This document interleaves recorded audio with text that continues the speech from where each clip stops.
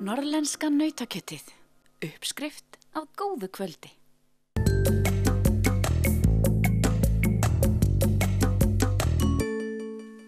Samtök atvinnulífsins vara við skörpum launahækkunum í komandi kjaraviðræðum, taka þurfi tillit til svigrúms fyrirtækja í þeim efnum. Samtökin kynna þessa dagana stefnu sína. Forstöðumaður efnahagssviðs samtakana segir nauðsynlegt að auka framleiðni. Hún segir að Íslendingar hafi verið heppnir á undanförnum árum í efnahagsmálum þjóðarinnar og hún segir blikur á lofti. Já, við erum að sjá vísbendingar þess efnis og nýjustu hagtölur Hagstofunnar benda til þess að það að hægja á vextinum í hagkerfinu. Þetta hins vegar ekki þar með sagt að við sem að fara að sjá samdrátt í hagkerfinu eða landsframleiðslunni, síður en svo það útlit fyrir að það verði hér hagvöxtur, nokkuð góður hagvöxtur, bæði í sögulegu samanburði og í alþjóðlegum samanburði, en að þetta verði heldur minni hagvöxtur heldur en það sem við verðum að upplifa hér á undanförnum árum. Nýjir kjarasamningar, þeir eru svona í burðaliðnum, þeir svona varið við of skörpum launahækkunum. Já, við gerum þá. Við teljum að svona ein helsta ógnin eða óvissan framundan hvað mun gerast á vinnumarkaði. Við höfum verið að upplifa hér verulega launahækkanir á síðustu árum og þessar launahækkanir hafa ekki skilað sér út í verðbólguna. Við höfum verið að upplifa hér þess vegna mjög sterkan kaupmátt. En það ekki þar með sagt að við getum haldið áfram á sömu braut. Vegna þess að það sem hefur gerst í núverandi uppsveiflu að við höfum líka verið einstaklega heppin. Það að segja, það kom hér ný atvinnugrein fram, útflutningsatvinnugrein sem ferðaþjónustan og það hefur leitt til þess að krónan hefur verið í samfléttum styrkingafasa á síðustu árum og sama tíma eru viðskiptakjör búin að vera okkur afskaplega hagstæð og þetta hefur auðvitað veitt okkur ákveðið rými en við getum ekki veðjað á það að þessi þróun muni halda áfram. Þannig að það sem við þurfum auðvitað að gera nú að horfa fram á veginn og hugsa hvert svigrúmið, hvert svigrúm atvinnulífsins til launahækkana og á endanum það alltaf hver verðmætasköpunin í hagkerfinu. Vegna þess að fyrirtæki ráði ekki við að laun hækki hér 10% ár frá ári.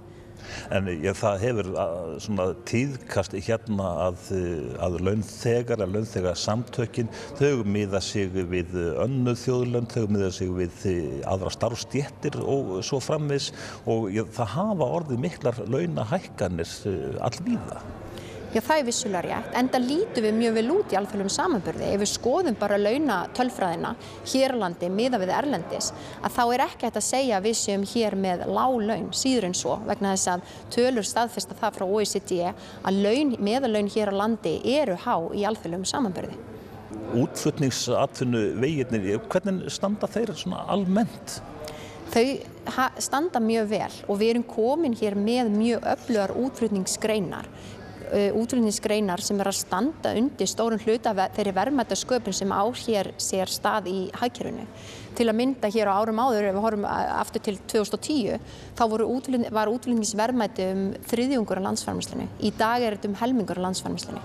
Og þetta skiptir alveg gífurlega miklu máli og ef við horfum bara núverandi uppsveiflu, að þá hefur drifkrafturinn komið frá útflutningsgreinunum. Þetta þýðir það að við höfum náð að skapa hér nægan gjaldeyri til að standa undir allri okkar innfluttri neyslu. Við erum að skila viðskipta afgangi en ekki 20% af viðskipta halla eins og vorum að upplifa hér í síðustu uppsveiflu sem var einmitt uppsveifla drifin áfram af aukinni skuldsetningu og innlendum greinum. Það eru þetta bara útflutningsgreinarnar sem eiga að vera leiðandi í þeirri verðmætasköpun og hagvexti sem framundan ef við ætlum að viðhalda því jafnvægi sem við höfum verið að upplifa síðustu árum. En talandi framleiðni aukningu, hvernig sér þú fyrir þér að hún verði aukin og hvað þarf að gerast?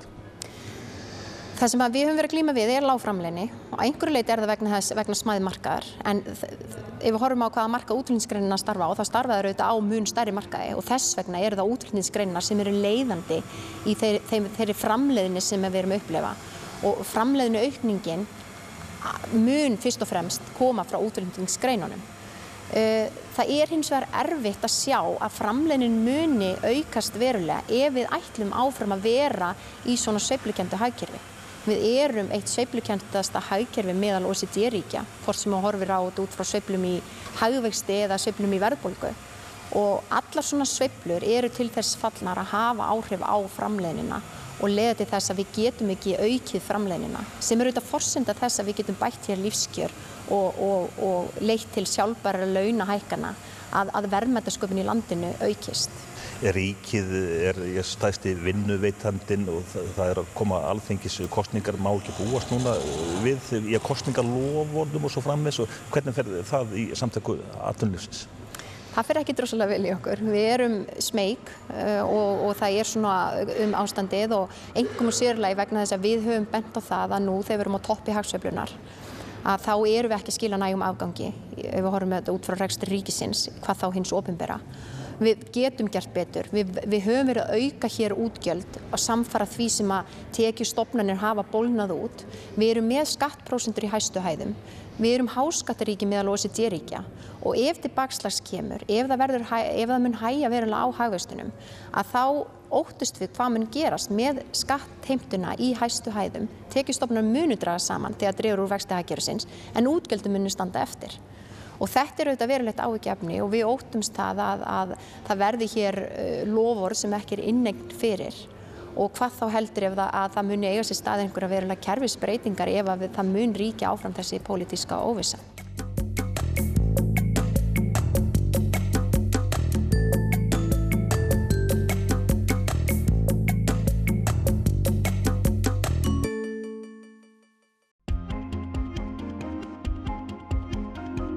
Norðlenska nautakjötið.